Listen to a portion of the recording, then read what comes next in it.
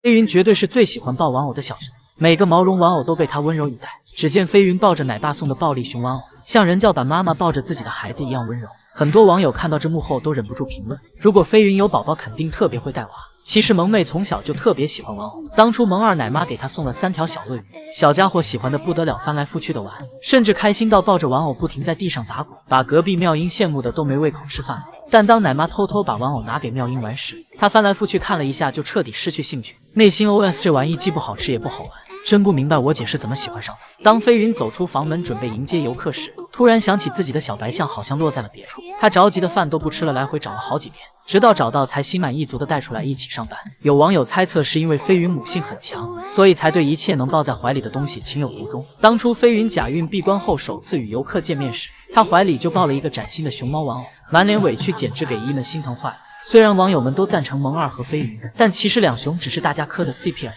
萌妹唯一一次能做妈妈的机会，是和金虎被选中旅居印尼的那次，但那时印尼刚好爆发海啸，受灾严重。等到再次选熊猫时，就换成了彩桃和胡春，而飞云和金虎也彻底在大连定居。虽然不能生宝宝，但却得到了更多的关爱。据说有次萌妹吃累了倒头就睡，结果游客们误以为小家伙晕倒了，赶紧通知了保安和饲养员。远在另一个山头的大园长听说后，踩着风火轮就火急火燎地赶了过来，生怕宝贝闺女真出了意外。感觉园长看到飞云安然无恙都要哭出来了，并且飞云还是熊猫界唯一没有听过两脚兽正经说话声音的小熊。哪怕身在当地人爽朗热情的大东北，听到的也都是饲养员和游客的夹子音。这是谁呀，小妹子？啊？飞云呢？哎呀，飞云呢？哎，好宝宝了。别的小熊拆家饲养员看到两眼一黑，恨不能把自家臭小子打一顿，而飞云拆家得到的却是奶爸的彩虹皮，甚至不让孩子拆家是害怕他受伤。要眼定死定了，多好！哎，别砸头，别砸头！不说你不行了啊，你不能这么玩啊！木头掉了我倒不管，你砸头怎么办？不得不说，奶爸绝对是一位女人，但仔细想想也就明白了，毕竟谁能不爱这么可爱乖巧的萌妹呢？也祝愿我们冯猫猫往后熊生永远无忧无虑。看到福宝故意对徐奶爸已读不回，才明白什么叫被爱的小熊都有恃无恐。起因是前2天徐奶爸没有来照顾福宝，突然听不到碎碎念的猪猪还有些不习惯，时不时就要回内舍看看小徐回来了没。等到奶爸回归内舍，响起熟悉的摔竹声后，正美美炫饭的福宝高兴的竹子都顾不得吃，连忙跑到门口监工，生怕对方又要不告而别。小脑袋瓜里也在琢磨怎么好好拿捏奶爸。于是当奶爸用胡萝卜喊闺女回家的时候，福猪猪赌气似的扭过头不去看他，整只熊像熊毛毯一样趴在地上生闷气。小徐，我生气了，快来好好哄我。不过懂事的福宝并没有让奶爸等太久，毕竟小家伙主打一个原地发疯绝不内耗。福宝消气后就守在旺福洞前吃竹笋，时刻关注徐奶爸的动态。先前福宝吃完竹笋就会跑到假山上睡觉，但这次他选择叼起一根竹子回到内舍，要在姨姨们看不见的视角下和奶爸好好唠嗑。果然不管怎么拿捏，心里肯定还是想念的。徐福记组合果然是天下第一好。从刚回国时福宝对奶爸警惕十足，到如今像孩子一样全身心依赖着对方，福宝和奶爸关系的变化我们有目共睹。奶爸的付出也绝对比我们想象的要多，因为知道福宝现在对胡萝卜很挑剔，稍有不满意就上演影后即假吃。徐奶爸给福宝送加餐时便让他先闻闻，闺女满意了才把零食放到餐桌上，感受到奶爸的尊重和爱意。猪猪出门后第一件事并不是直奔餐桌，而是来到小卖部窗口感谢老徐，左瞧瞧右看看，脑袋都快摇成了波浪鼓。如今福宝对摔竹子的声音依旧敏感，但当徐奶爸在外场工作的时候，小家伙却默默坐在门口陪伴着对方，仿佛只要奶爸在身边就有莫大的勇气。也正是看到福宝和奶爸的深厚感情，在某粉各种编造事实攻击徐奶爸的时候，绝大部分网友都身体力行地维护我国饲养员，甚至还有不少韩国粉丝从最初开卡车维权，到现在举着横幅支持徐奶爸。只能说网友们的眼睛都是雪亮的。福宝对徐奶爸的依赖和信任也做不了假，希望在奶爸奶妈们的细心呵护下，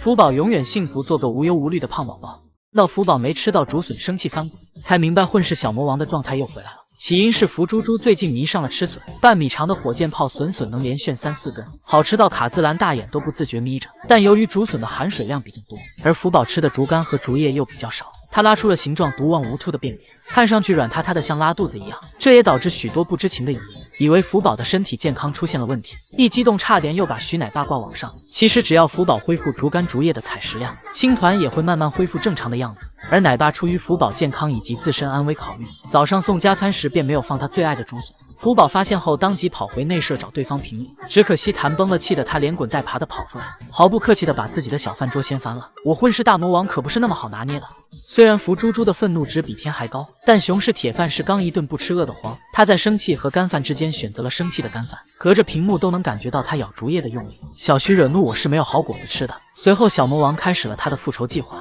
只见他连着翻了几个奶爸不允许的跟头，并倒挂在树上用力拍打上面挂的红球，生怕屋里的徐奶爸听不见这里的动静，只能说这哪里是福宝宠粉整，分明是混世魔王的大型示威现场，不给我吃的同样把你挂网上。当福宝信心满满的来到小卖部，左看看右看看，摇晃着小脑袋点餐时，认命的徐奶爸乖乖给小祖宗奉上竹笋，而福猪猪也终于不再生气得意的炫起了饭。果然没有什么是一根竹笋解决不了的，如果没有就来2根再加个小苹果。恐怕徐奶爸做梦都没想到，自己饲养过那么多性格迥异的熊猫，到头来被一只4岁的小魔王狠狠拿捏。没办法，谁让福宝是唯一的女孩，小姑娘再调皮也得流着泪继续宠下去。徐奶爸观察到福宝不光喜欢吃竹笋，还特别喜欢坐在门口角落里炫饭，因此他会把超大号竹笋和竹子放在墙角，这样福宝不仅不会被游客声音吵到，也能安心靠在墙角舒服的嘞。当福宝玩耍时把自己蹭成大花脸后，徐奶爸为了维护女明星的形象，赶紧趁加餐时间把闺女擦得干干净净，主打屁股可以脏，但脸绝对不行。对此网友提议让福宝全身都蹭上，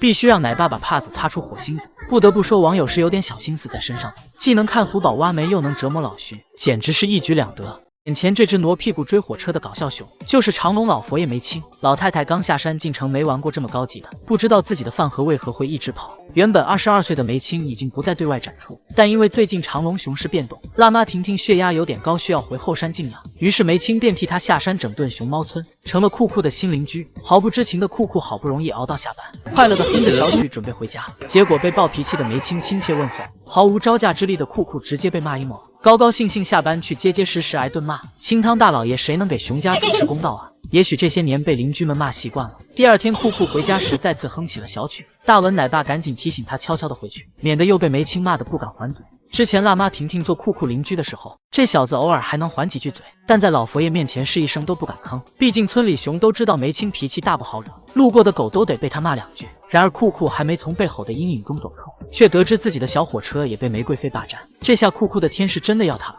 眨巴着卡姿兰大眼，委屈巴巴的跟奶爸诉苦。新邻居的见面礼，熊真的承受不起，但奈何饲养员也无能为力，毕竟梅青脾气上来会平等创飞每个人。有一次大文奶爸给梅青投喂苹果，结果苹果直接顺着滚到了木架下面，懒得起身捡的梅青立刻扭头瞪着奶爸，肚子一鼓一鼓的，仿佛憋了一肚子气。如果眼神能刀人，此刻奶爸已经嘎嘣了。然而大文和酷酷一样并不长记性，当玫瑰飞像往常一样睡美容觉的时候，奶爸怕他睡醒了没饭吃，便扔过去一捆竹子，弄出的声音把梅青吓得直接弹跳而起，生怕有刁民想害朕。当发现罪魁祸首是大文奶爸后，玫瑰飞想刀人的眼神挡都挡不住，小嘴跟抹了蜜似的骂骂咧咧，这个破竹子非吃不可吗？玫瑰飞不仅是长隆脾气最大的熊，嘴巴也特别的挑剔，只要闻上去不合胃口就一定不会吃。这天饲养员给梅青安排了黄金竹，可玫瑰飞却一脸的嫌弃，奶爸扔过来一根，他捡起来闻一闻就放下，仿佛在说这刀剁过大蒜吗？最后逐渐失去耐心的梅青连闻都懒得闻了，小拳头攥得绷紧，真怕他突然捡一根给饲养员砸回去。玫瑰飞果真是平等对待所有人。